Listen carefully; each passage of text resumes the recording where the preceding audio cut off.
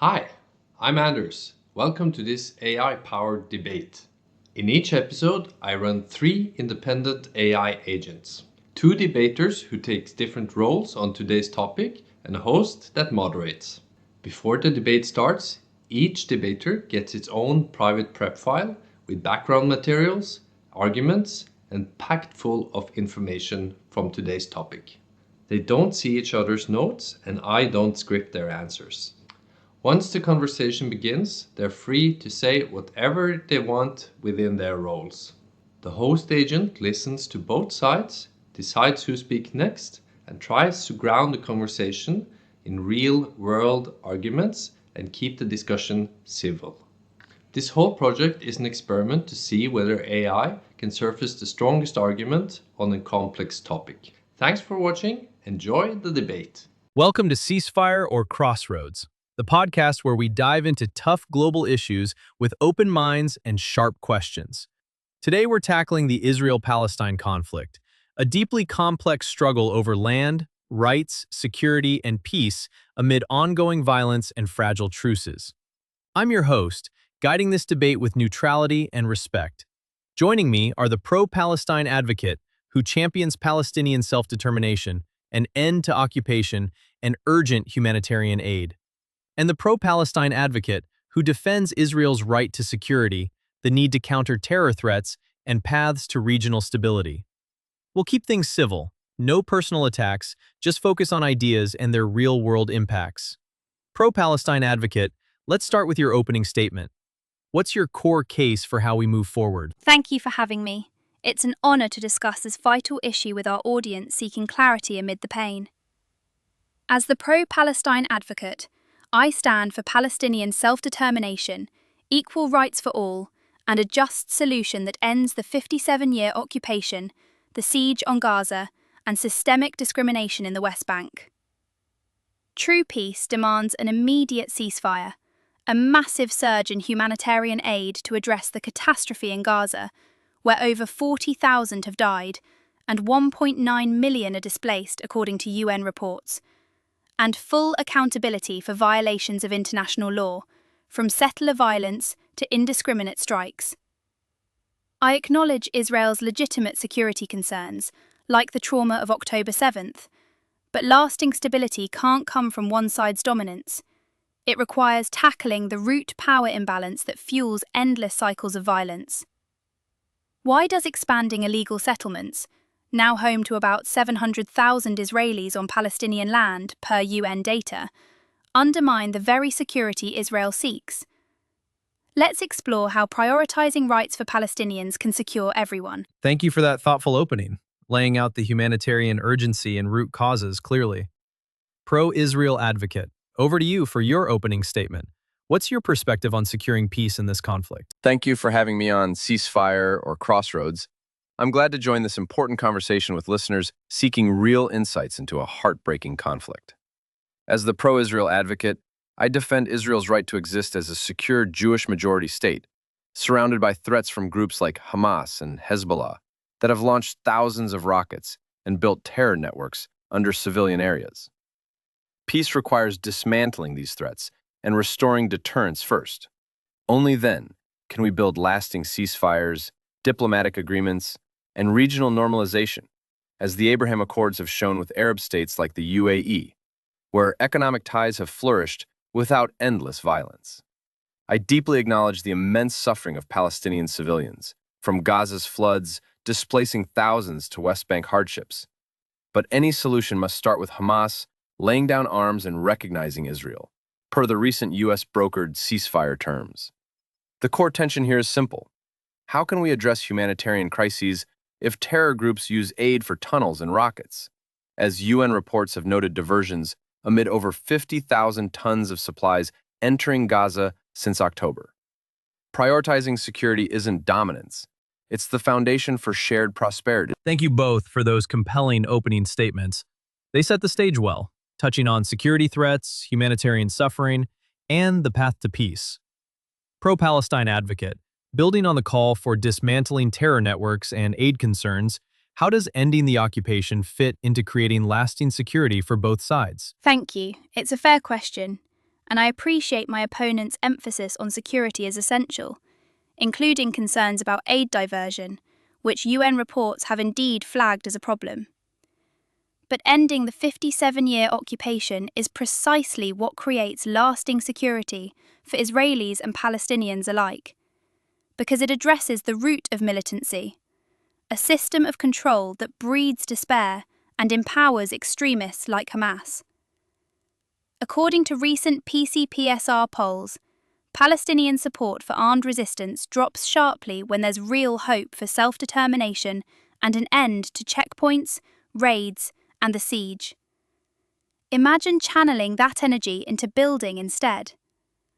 On aid, while over 50,000 tons have entered Gaza since October, UN OCHA's November report shows we're still at about 145 trucks a week versus the 600 needed daily, leaving 1.9 million displaced in flooding tents.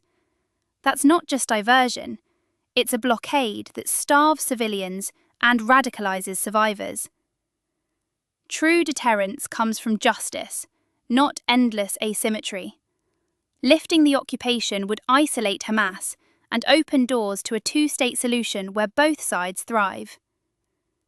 If security is the foundation, why continue expanding settlements that fragment Palestinian land and provoke more violence? That's a strong point on how occupation fuels the cycle. Let's hear the other side. Pro-Israel Advocate.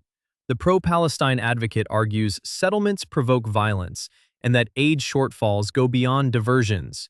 How do you see addressing those while prioritizing threat dismantlement? I appreciate the Pro-Palestine Advocate highlighting how occupation breeds despair. Palestinian suffering is heartbreaking, and no one wants a cycle of radicalization.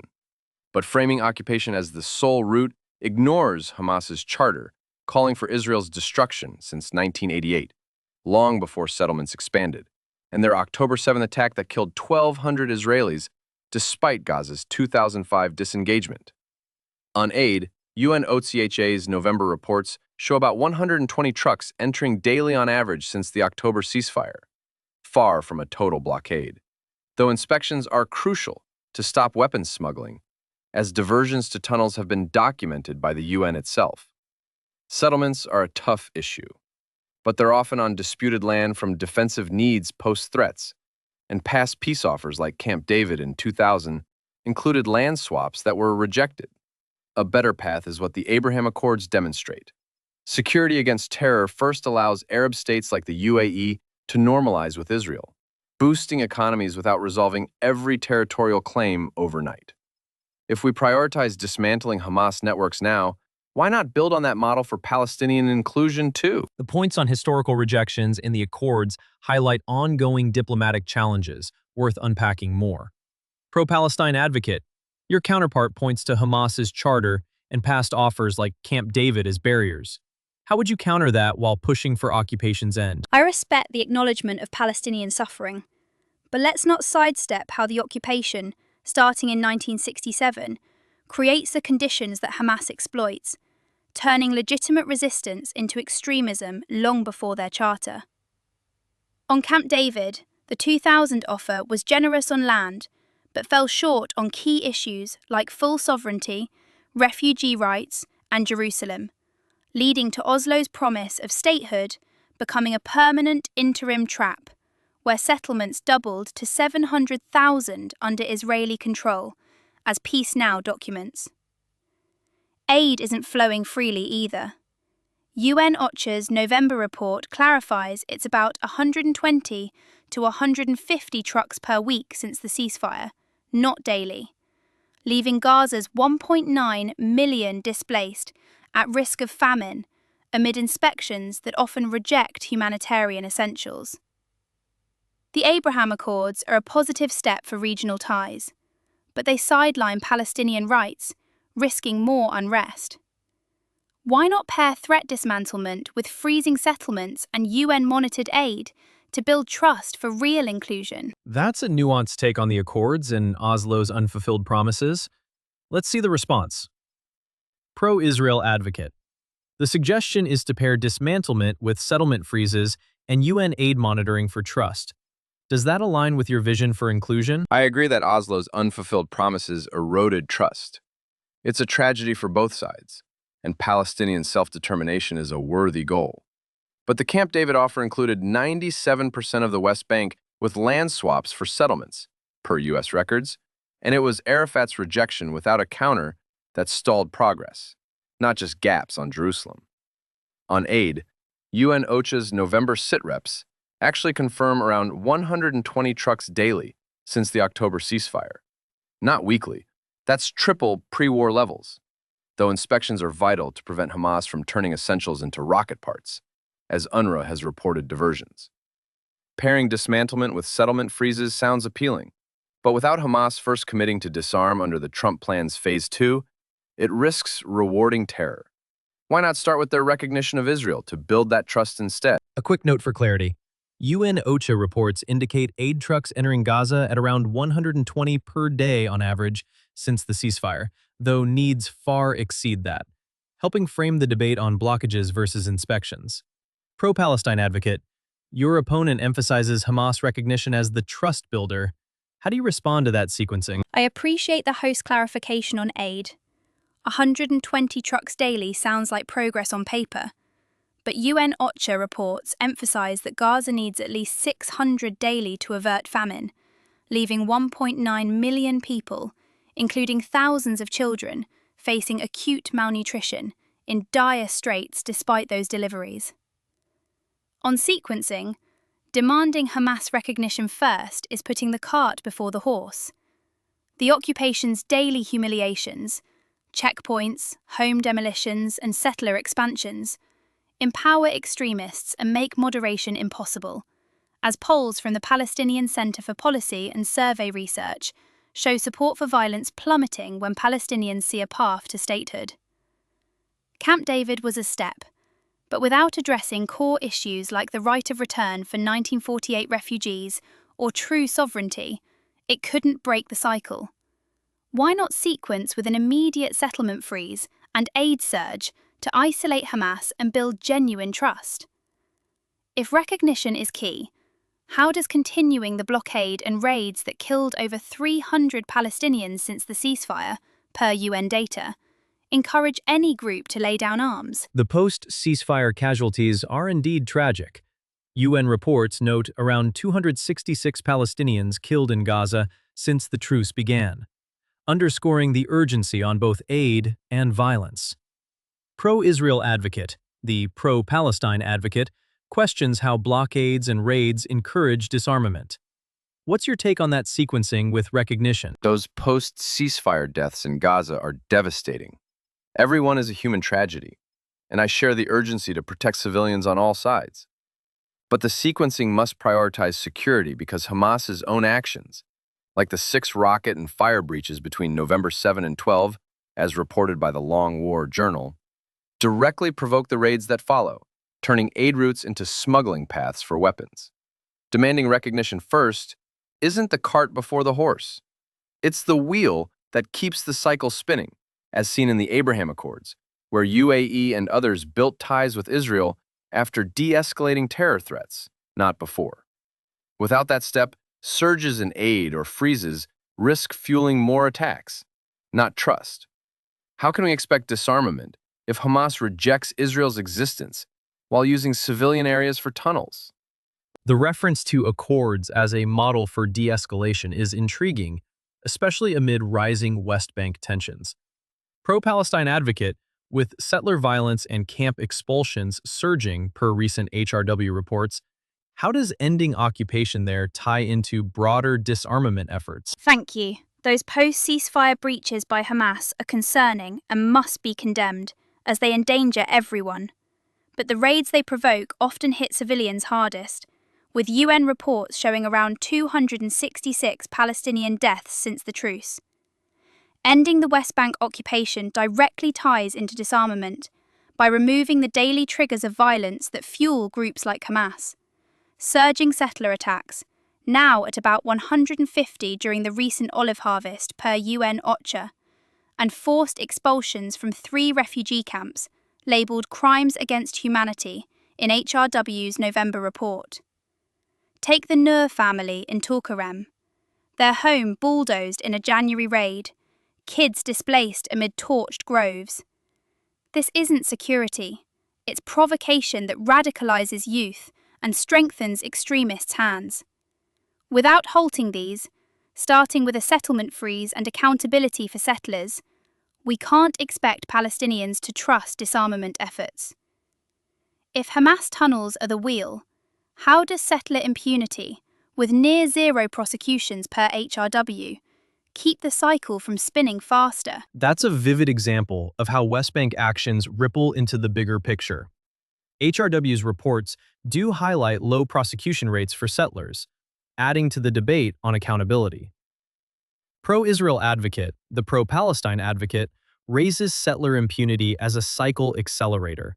How would you address that alongside Hamas threats? I completely agree that settler violence is unacceptable and must be addressed.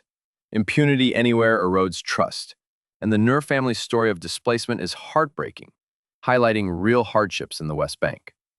That said, while HRW notes low prosecutions for settlers, the IDF has arrested dozens in recent months for attacks, per OHCHR reports, often amid a surge in Palestinian assaults too, with about 8 incidents daily in the West Bank, as UNOCHA documented in November. The bigger accelerator is Hamas incitement from Gaza, fueling WB terror cells that raids target to prevent mini October 7ths, like the Jenin busts uncovering weapons. Addressing settler actions is key, but without dismantling those networks first, as the Trump ceasefire plan outlines, we're just treating symptoms, not the root threats. How does ignoring Hamas's role in radicalizing WB youth through propaganda help break this cycle? The mutual concerns over incitement and assaults in the West Bank show how intertwined the issues are. UNOCHA does report elevated violence on both sides. Pro-Palestine Advocate, your counterpart stresses Hamas propaganda as the key radicalizer. How would ending occupation help counter that influence? I agree. The West Bank violence is deeply intertwined, with UNOCHA's November reports showing about 8 incidents daily from both sides, and addressing settler impunity through real prosecutions is essential to rebuild trust. But Hamas propaganda thrives precisely because the occupation creates a vacuum of despair. Daily raids, land grabs, and 3,200 displacements since October 2023, per OCHA, which make their message of resistance resonate with youth feeling trapped. Ending the occupation counters that influence by offering tangible hope. PCPSR polls from May 2025 show Palestinian support for armed struggle dropping 20 points when paths to self-determination open up, paving the way for moderates to lead and joint security efforts to take hold. A policy like international monitored withdrawals from Area C could starve extremism of its fuel while protecting Israelis. If propaganda is the route, why not test this by freezing settlements now and seeing radicalization fade? We've covered a lot of ground today, from aid flows and ceasefire challenges to West Bank tensions and paths to trust. Thanks to both of you for the thoughtful exchanges. Pro-Israel Advocate, as we wrap up, let's hear your brief closing, your core position in a sentence or two, one non-negotiable point, and a hopeful note. My core position is that Israel's right to a secure Jewish majority state must be defended against terror threats from groups like Hamas and Hezbollah, with dismantling those networks as the essential first step toward durable peace and Palestinian prosperity.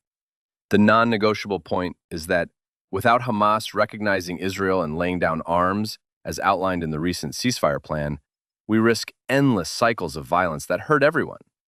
But I'm hopeful.